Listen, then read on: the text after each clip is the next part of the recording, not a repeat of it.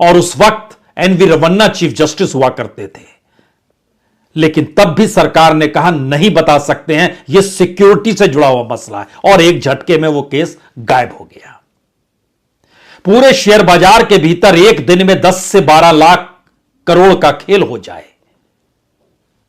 और उसके बाद सेबी आंख बंद रखे और सुप्रीम कोर्ट के इशारे के बाद सेबी जागे, लेकिन पूरी जांच वो आज की तारीख तक ना कर पाई हो, लेकिन क्लीन चिट देनी पड़ गई।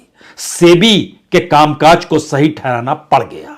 तो क्या इसी दिशा में जो इलेक्ट्रॉल बॉन्ड की पूरी जानकारी कल यानी 6 तारीख तक आ जानी चाहिए थी और 13 तारीख तक इलेक्शन कमीशन के साइट पर नजर आनी चाहिए थी, और क्या वो तमाम नाम इस देश की उस इकोनॉमी का कच्चा चिट्ठा खोल देते जिसके बाद पता चलता कि इस देश की जीडीपी नीचे रहती है, कॉरपोरेट का नेटवर्थ ऊपर रहता है।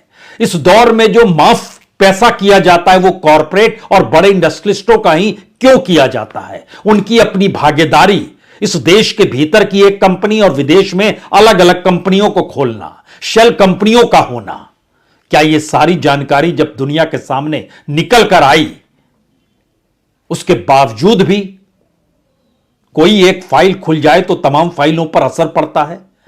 या इससे हटकर मसला कुछ और है, इसको डिकोड और किया जाए? हमें लगता है यहां एडवोकेट प्रशांत भूषण को सुनना चाहिए। जिन बातों का उन्होंने जिक्र किया, जो काम 1 मिनट का है उसको लेकर 115 दिन मांग रही है एसबीआई, यानी सरकार मांग रही है, और वह भी डेट तय कर रही है कि चुनाव के बाद की तारीख हो, चुनाव से पहले वो ना आए।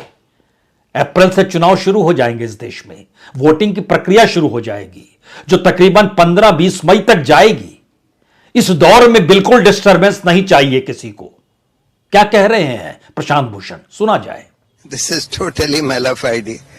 SEBI files this application 1 day before they are supposed to give this information to Election Commission. For 3 weeks they twiddle their thumbs, do nothing, and now they seek extension till 30th June beyond the elections.